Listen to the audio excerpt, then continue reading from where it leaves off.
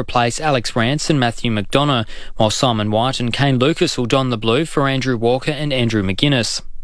Socceroos hero Harry Kewell has announced his retirement. The ex-Liverpool and Leeds Premier League star says his last game will be for Melbourne Heart in their final A-League clash against Western Sydney. He says he's had a remarkable career. There's hundreds of people that I can thank, and I could be here all day, but there's two I just want to focus in on. The two people that have been the most influential people in my life. That's my dad and my wife.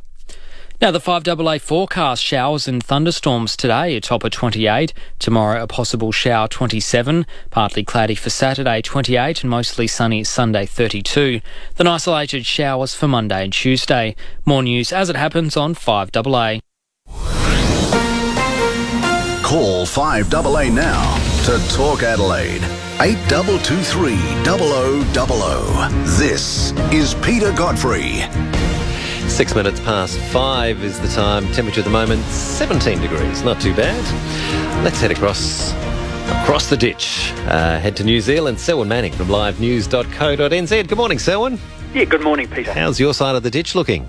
Yeah, not too bad. We had a overnight low of about 12 degrees, but it's going to climb up of around about 22, somewhere around there. A bit cloudy at the moment, Peter, but forecasted for a few blue skies in Auckland later in the day, I think. But, nice. Can't see it today. Can't see it at the moment, I should say. Never mind. Hey, we're going to talk about someone we've spoken about before, Mr. Dotcom, Kim Dotcom. Now, interesting character. Can we use that word? Interesting character. Absolutely. Now, he's the guy who had that company. Do you want to give us the background? Mega Upload. He was chased for, helping people pirate movies and that kind of thing. Yes. A Mega Upload was a huge business on the internet. The internet users that were looking around for different files and things like that would certainly have been accustomed to it. Had a major kind of amount of traffic going through. Something like something around about 5% of internet traffic was tracking through it at one stage. Now, it caused the concerns of the US authorities, and the FBI a couple of years ago zoomed into New Zealand, convinced our spy agencies to place Dotcom under constant surveillance to target his people, etc., etc. Was found to be illegal, so the government changed the laws to make it legal. Dotcom was arrested at one stage along with a few others in his company. Was put into remand prison in Auckland. He's still fighting extradition procedures in the courts here in New Zealand.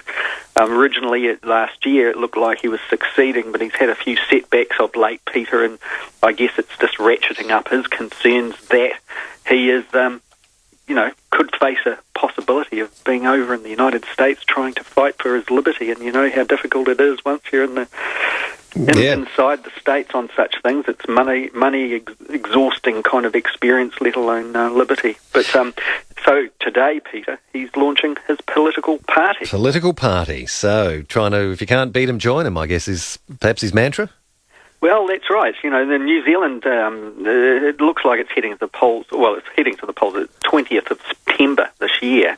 But it looks like it's going to be a very, very close race, really. The polls swing around depending on the poll. It looks like National's way ahead here, and then the next one comes out like the Roy Morgan one, which is a more broad-based poll than some of the others that are here. It's showing that it's pretty much neck and neck between the opposition bloc and the Nationals-led government bloc. But that said, what Dotcom is doing today as he's launching this party, and it's expected its name will be the Internet Party, and it's kind of gotten its philosophical kind of veins, similar to the pirate parties overseas, where there's a big push for policies to get some sort of freedom of use type of stuff into its policy platforms. Now, what's happened here on Sunday, the New Zealand Herald published a feature report suggesting that Kim Dotcom's Internet Party may form an alliance with the Mana Party here. And if there was something like that occurred, remember New Zealand parties have to get 5% threshold to get into Parliament or win an electorate seat. Now, it's believed that Dotcom's party will find it very difficult to win a seat. So what he was trying to do was to connect to the Mana Party, which already has an MP in Parliament, Hone Harawira from the far north. And so that would give him, if he formed a kind of alliance, an umbrella party with this, a bit like a tighter version of a coalition, so it would actually campaign under one banner. Then that would give him some form of representation in the Parliament. Now, the problem with this plan, and remember, there is a method in the madness there, but the problem with the plan was that Mana's top position politicians, they still remain sceptics of Kim Dotcom's motives here. The Mana movement, for example, Peter, it's primarily a Maori-affiliated party, and it's located very much on the left of New Zealand's political axis. Now, those policies that Mana pushes, and it's been around a wee while now, Mana, is designed to address inequality, the economically and social inequalities in New Zealand. Those are at the forefront. The movement's politicians, they're activists. They've had a lifetime of fighting to try and get equality, mainly for Māori, but also for all of New Zealand here, and fighting to get rid of the Nationals whenever they're in office. So, there's a big brand there that you can kind of identify with. With Kim Dotcom, his party is a little bit more elusive. It's hard to grasp. For example, it forms supposedly today. It hasn't put out any pre-release policies really of any substance, just kind of ghostly guidelines. But when the big problem with Mana here, because it was listening to Dotcom's kind of reach out to it, but the big problem was that when Dotcom first arrived in New Zealand, he and his wealth, they kind of felt comfort in the friendship of New Zealand's more right-wing politicians. Okay. People like John Banks, who was the Auckland mayor at the time, then he's been in Parliament under the Economically Right-Wing Party Act, but he's in the courts at the moment. He's stood down as the leader of anyway, that's another story for another day. The Dotcom, he found himself, after the FBI came banging on the door with their helicopters and everything else, he found himself banged up in remand prison in Auckland. He sought help from his powerful right-wing politician friends, but he soon realised that it looked like they were fair weather friends. They'd deserted him. He was pretty much alone, aching in prison, as most people probably do, while the more left liberal kind of thinking people, the activist communities in particular, started to argue for his liberty and also against what has been seen here as a very authoritative surveillance kind of laws being put into place. So since then, all of that, there's the backstory really. Since then, his attempts to resist extradition have been challenging, as I mentioned at the beginning of it, and it may be that after the election, whoever's the Justice Minister in cahoots with the Immigration Minister may be the ones who decide whether or not to send him over to the United States to face the music or ban that and have him stay here and live out, what would hope would be for everybody a happy existence. So those are the background. So if he gets his party into Parliament,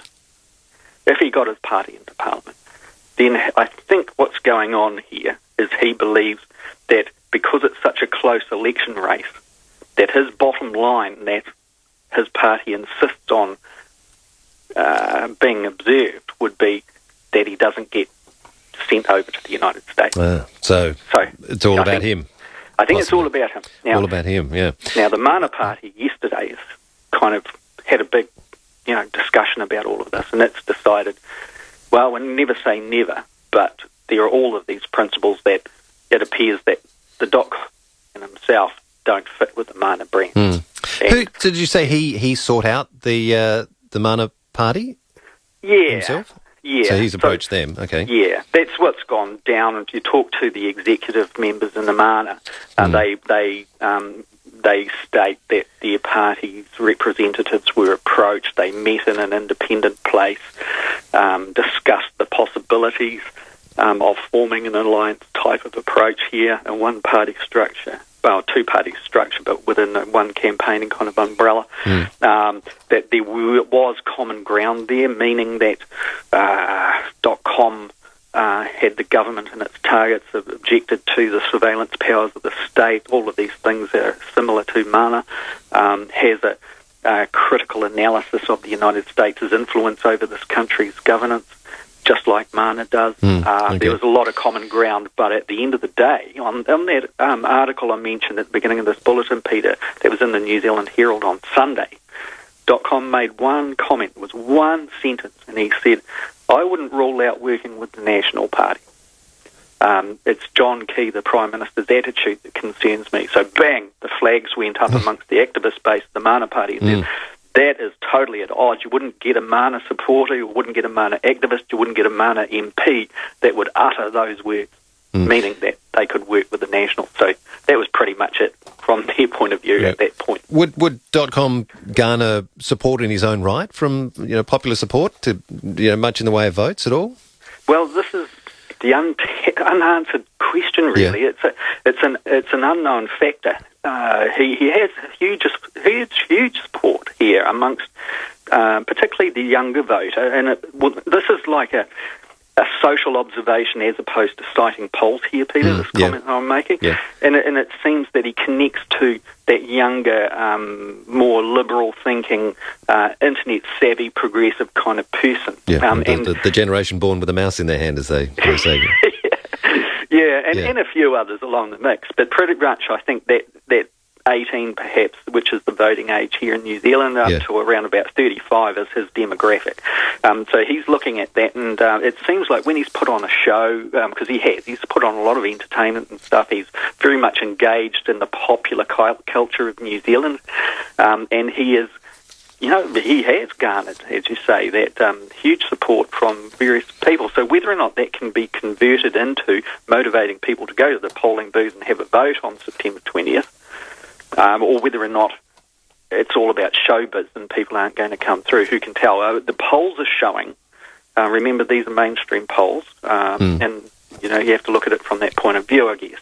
They're showing around 1% support at best.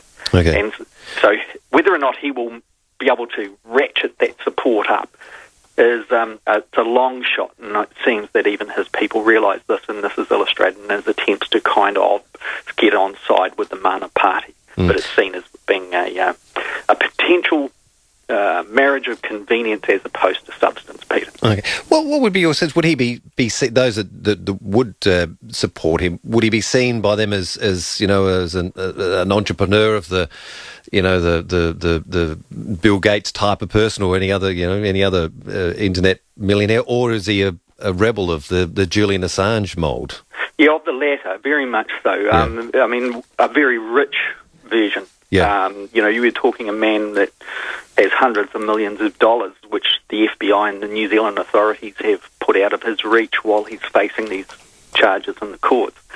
But he's still given a certain amount to kind of live on, which includes the ability to fly around the country in his helicopter and stuff like that. So he's not on he's not on Poor Street.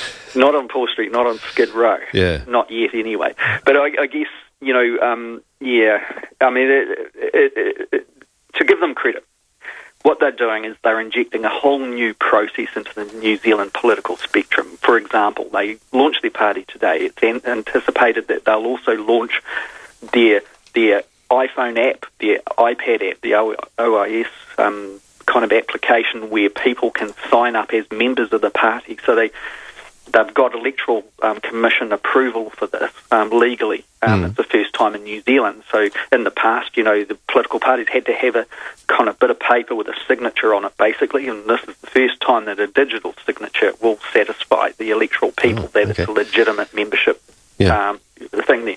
So that's kind of interesting in a sense. That's like one step toward having electronic voting, and there's been a bit of a debate around that, which is another story too. But, Here as well, Selwyn. Yeah, here as well. He has brought already a certain something to it. Also, even though he hasn't even formed a party, he's certainly helped hone an appreciation for some of the more extreme abuses of electronic surveillance in this country. So, he's already made a contribution politically and socially in that area too. So, his party, whatever it is and whatever happens, hasn't been a write-off in that. Surely Peter Jackson will be watching all this. There's got to be a film out of all this at some point, the whole story of him. Oh, you there, Selwyn? I think we've lost Selwyn there somehow. Well, Selwyn's... We've lost the line. We might try and catch Selwyn just to wind up, because there's another topic we need to talk about. 20 minutes past 5. Leon Biner. Australian farmers are in danger of losing their place at the table in China. Australia's share of China's food imports has halved And yet, the same country is coming into Australia, buying up agricultural assets, and then through price transfer, sending the stuff back to China with little or no interaction with the Australian Tax Office. Leon Biner, weekday mornings from 9 on 1395 5AA. Proton sure is running him out the door on selected 2013 models with prices you'll find hard to believe. Get a Proton S16 FLX from an unbelievable $11,290 drive away, or the Persona Elegance with leather seats, or the Spunky Gen 2, both from an incredible $14,290 drive away. Prices include a $700 cashback while stocks last. So be quick. Visit proton.com.au or call 1300 633 377 for your nearest dealer. Proton. Motor on. Hi, I'm here with Dr. Arnie Liddams from Liddams Dental. Arnie, what is Gum Disease Prevention Month? Well, in recent years, we've seen an increase in gum disease and the effects it has on general health. I've been investigating the latest research and the findings are startling. Did you know that a person with gum disease could be 7 times more likely to have a heart attack? They're also at greater risk of stroke, diabetes, pancreatic cancer, and even dementia. It concerns me that most people are unaware of these risks. And as a consequence, at Liddams Dental, we have declared March Gum Disease Prevention Month and are offering your listeners free gum health assessments. Thanks, Arnie. That's a great way of creating awareness of the epidemic of gum disease. To book your free gum health assessment, phone 8223 3531 and the first 50 patients will receive a free Oral-B health pack. Bookings are essential. Visit liddamsdental.com.au. If you're building or renovating, don't do your block. Come on into Beaumont Tiles. It's a price frenzy with blockbuster bargains on heaps of beautiful tiles. And with almost 100 stores and 50 years experience, Beaumont's make it all so easy. Beaumont Tiles. There's a store near you. Talking Adelaide with Peter Godfrey on 1395 5AA. All right, I think we've got Selwyn back there. We got you this time, Selwyn? Yes, you have, Peter. Yeah. There you go. We were talking about surveillance and electronic surveillance, and that line goes dead. Yeah, you always worry when that happens. Convenience. Yeah. So interesting times. What we were talking about there is clearly the Kim.com political party being launched and his attempts to connect to the Mana party, which is on the left of New Zealand's political spectrum. And I guess where it tidies up, Peter, today will be a rollout, hopefully, of some party policies that the Dotcom party is prepared to put out there, and that will test really whether or not he has shed his right-wing leanings. I mean that in an economic sense, and then also dedicate his party to advocating the same kind of social policies that address inequalities here in New Zealand. If he does, that's one of the steps toward being able to bridge some sort of alliance with the Mana party. He'll also have to really make efforts to address and have ideas on how to address really the solutions on addressing poverty here, and the digital divide is a big thing. That's right at the heart of Kim.com's party, the internet party. Its kind of ability to brand a solution in these areas. The digital divide is in evidence here, where big sectors of our more low socio-economic communities, their kids are not being able to get their hands on electronic equipment, computer equipment, to become as savvy as some of the other sectors in New Zealand. So those kind of things, he's got an opportunity there. If he gets rid of this idea that he could work with the National Party, then Mana, the party that he seems to need to get representation in Parliament, it may say, okay, we'll come and have a talk, but it's a bit of a long shot. Okay, so it's expected that he'll release some sort of policy guidelines, or it's hoped that he would release them once this is all registered? Well, you know what politicians are like, Peter. They ratchet up the hope to the point of fever pitch, and then sometimes Nothing they don't happens. deliver. But Yeah. it'll be a test of his political nous. Yeah. Just one other quick thing, Selwyn. I was reading last night too. New Zealand got left off a map, and of all places, the Nuclear Security Summit. Given your long-standing anti-nuclear stance, this must have been a bit of an embarrassment. John Key was there, wasn't he? As well, Yes, he at the was. summit? He was over there and making a big play of his significance there as well. So New Zealand also coughed up some serious money to award, scholarships and things like this, and some sort of investigations into where we all are now and all of that type of thing. So, yeah, map, I mean, I guess that's what you get for being closer to the Antarctica than most countries, Peter. Sometimes you look at these world maps and you look at it and you think, gee, New Zealand does not exist. It's a long way down, yeah. Well, the interesting is, Tasmania is often left off maps here, but as I was reading it, Tasmania at least was on the maps that they had there, or the map that was on the wall, yet no New Zealand. Well, maybe it's because Tony Abbott said John Key is his soulmate, and that people have anticipated that New Zealand will be formed into one big, wonderful another state of Australia. Did he say that? I didn't hear that. He said he's his soulmate, did he? Yeah, he did. Wow. They had a joint press conference in New South Wales up in Sydney about a month ago, and he said to everybody there, yes, John Key's my soulmate. So we thought, oh, great. There we go. There you go. Oh, that's there we go. All right, on that note, so we can't top that. Thank you so much for this morning, and we'll catch you again next week. Okay, Peter. Have a good week. Bye-bye. Selwyn Manning in New Zealand. Head to livenews.co.nz for more. 26 minutes past 5 now. Rowie here, and finally, footy's back. Bone and I are absolutely pumped, and so are the people at the Ramsgate Hotel. So this afternoon, we're going to be there for the legends at your local. Scotty Thompson from the Crows will pop in and say g'day, as will Hamish Hartlett from the Power, to get you all fired up for the first showdown at the new Adelaide Oval. Oh, and don't forget the giveaways. How's this? Free Carlton Draft schooners from 4 till 5, showdown tickets, and an interstate footy trip